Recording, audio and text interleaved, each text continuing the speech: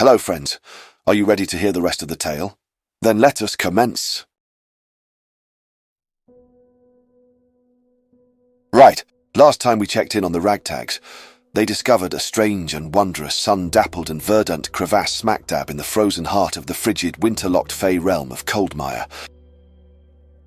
And at the centre of this resplendent and warm place was a huge, glorious, golden-white oak tree that was very obviously totally magic. There was also a strange fey statue at the other end of the lush cleft, of a kneeling Eladrin woman holding a scale with one end tipped off balance more than the other. Before they could investigate further, an undead Eladrin knight stepped out and told the heroes they must weigh their heart against his, and, without even beginning to explain whose heart they needed to weigh theirs against, he entangled them in vines and scalded them with a blast of steam. And then, believe it or not, things got even weirder after that. The companions rallied a bit and levitated the knight off the ground, and then Dimple Mist polymorphed him into a rooster. So, with that, the heroes bought some time for themselves to check out the crevasse. Faris investigated the statue with the scale and discovered that there was a beating heart in the weighed-down bowl it was holding. Then, despite the clucking and squawking protests from the rooster, Varys grabbed the heart and, well, yes, it exploded, almost killing everyone. It also changed the rooster back into the undead knight.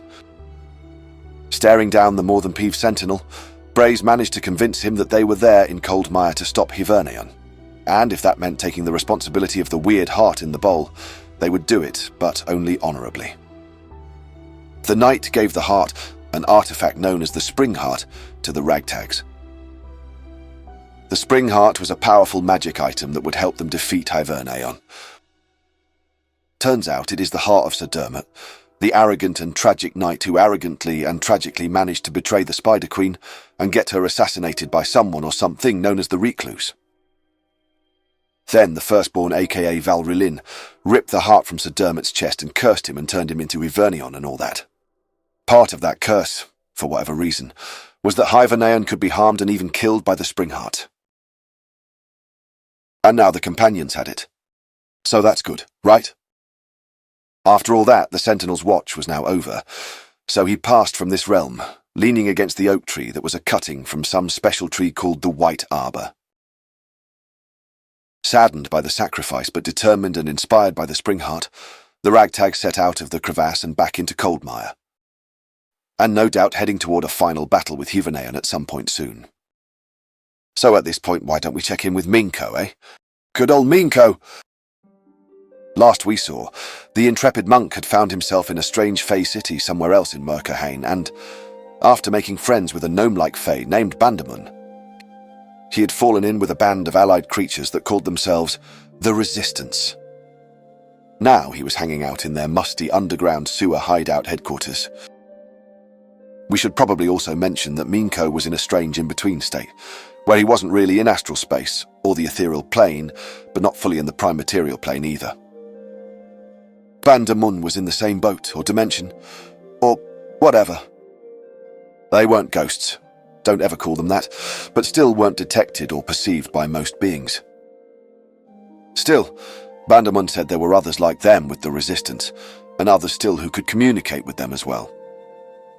And he had even mentioned that there was someone with the Resistance that could maybe help Meenko to interact with the material plane a little more reliably. So that was encouraging, right? As he got acclimated to the Warren, this whole sewer base HQ of the Fey Freedom Fighters, he noticed a large banner with what seemed to be verses written in Sylvan hanging from the ceiling. Meenko asked Bandamun for a translation, and found out the verses were something called the Bard's Prophecy. Perhaps it lost something in translation, but from what Meenko could tell, the prophecy seemed to be this bard telling everyone not to wait around for a saviour to come before they got off their fey duffs and started a revolution. Meenko quickly learned that this was in fact the opposite of how everyone in the Resistance was taking the point of the prophecy. They were definitely waiting for a saviour to come from beyond to kick off their fight against the Lord Shade Valrilin Firstborn, as he's known. Oh hey, you know, do you think this bard is that whole Bardo Regan O'Dale that the other Ragtags keep finding scrolls by? That seems highly plausible, right? Deciding to put a pin in all of that for a bit, Meenko let Banderman introduce him to some of the freedom fighters. They did this by speaking with members of the resistance, who were able to communicate with them in their current state. The main operative they spoke with was a bloke named Aurelius. Aurelius was part of a faction of rebels called the Rejects. The Rejects were half-human, half-animal hybrids that Val Relin created, but when he grew bored of them, he rejected them. Yeah, you get the idea. Aurelius was a half-rat. The Rejects' leader was a half-dog-man named Nunzio.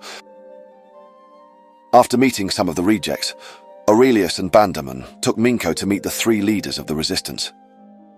The first and main leader was a young Eladrin named Ferrin. They appeared capable, although very young. Also, Ferrin was sporting many sad and nasty-looking scars. The next was a big sort of rough-and-tumble ranger type who was maybe part plant. His name was Gruff the Green Man. And finally was a seasoned, no-nonsense-looking dryad named Marina. Other than getting a warm and weird welcome, there wasn't much else they said or asked of him at that moment. Although Meenko was able to learn the name of the city he was in, once was. At this point, Banderman brought Meenko to visit someone named Auntie Olea. Auntie Olea turned out to be a hag who was going to teach the monk how to adjust better to the state he found himself in. As she began assensing Meenko astrally, she could see that his silver tether, the line that attached his astral self, and in Meenko's case his entire current self, to his physical self, was twisted up with someone else's. That would of course be Brace.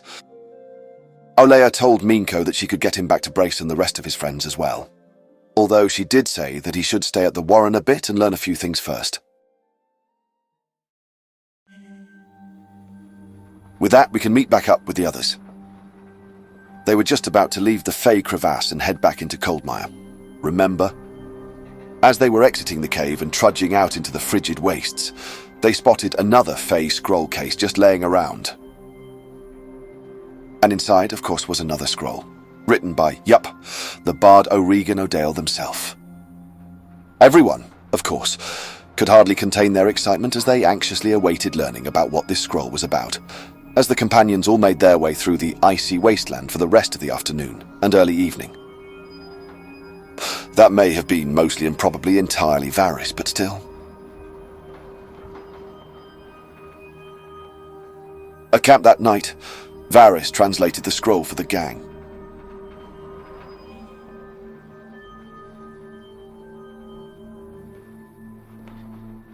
This one seemed to complete the tale of Sir Dermot, in that it explained all about what happened after Val Relin ripped the tragically flawed Eladrin knight's heart out, and turned him into the Ice Lord Hivernion the Vengeful Frost, Lord of Coldmire. The heart, now known as the Spring Heart, was hidden away by an order of the late Spider Queen's knights known as the Lost. I guess they were called that since they were sort of out of a job, what with her dead and all. Too soon? So, the Lost took the heart, and a cutting from a magical oak known as the White Arbor, to a secret locale, and there they waited for heroes to come and win the heart in a trial of combat, and then go vanquish Hivernion with it. Heh, so those Fae, eh? They come up with the most ornate and oddball solutions for things, don't they? Why go straight through when you can take the long way around, am I right? And, yes, that was it.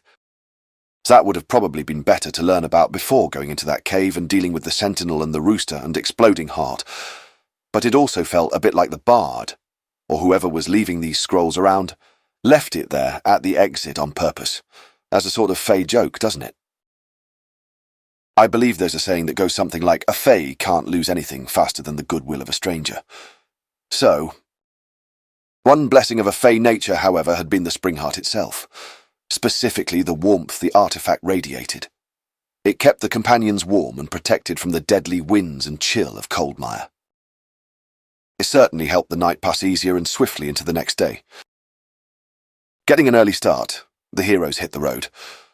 Well, it was actually more of a roughly intuited trail, really, and continued in a mostly southern direction. Varys was becoming an expert on guiding them through the hard-to-read Icelands, and they made good progress through most of the morning. Suddenly, as they were coming to a more rocky and ice-shard-festooned area, two huge frost giant zombies raised up out of the snow and looked to attack the heroes. Yes, frost giants can be zombies, but not the other way around, thankfully. It was a terrifying and near-fatal battle. One of the giants absolutely clattered Regal with its axe, but the haunted suit of armor's new fortifications seemed to help shake it off. Onia managed to dispatch one using many scorching rays, and eventually, Varys took down the second one with a massive dose of sacred flame. So that was it for that, random encounter. After checking the bodies, the Ragtags found something, and I mean, you're not going to believe what it was. Another scroll! And, you guessed it, it was by the Bard O'Regan O'Dale. One of the zombie giants was carrying it around. Perfectly normal loot for one of them to be carrying around in a pocket or pouch, innit? This one Varys translated on the spot, and it turned out to not only be meatier in terms of lore, but juicy as well. Sorry, that was a little weird sounding. I just meant that they learned a lot from the scroll, and what they learned was important information, so it was more of a quantity and quality situation, if you get my meaning. So, the heroes learned that first off, the verses contained in this scroll appeared to take place after the original two they found, but also seemed to happen after ones they didn't have or hadn't read yet as well. From the story itself, they learned that the Spider Queen Gwyn Wynne's eggs, or at least some of them, had gone missing, and that whatever happened, her son, Varylin, and her sister, Morgilla the Black Swan, probably had something to do with it, as they lied to her about what really happened. They told her that the giants, the Spider Queen's subjects and soldiers, made off with the eggs and ate them. Not surprisingly, the Spider Queen flew into a rage and cursed the giants to never rest while in the lands of Slanhain. Next, she declared war on them, a war Valrilin was now forced to fight in as she tasked him with leading her armies. A war that would carry on for some time, since the giants were now cursed to rise up continuously as undead after being slaughtered in battle. Maybe not the best thought-out revenge, just saying. Anyway, that's where that one left off. After storytime was over, it was back off into the icy blue wastelands of Coldmire, still waiting and watching for that head-on confrontation with Hyvernaeon. Kinda seems like it should have happened by now, yeah?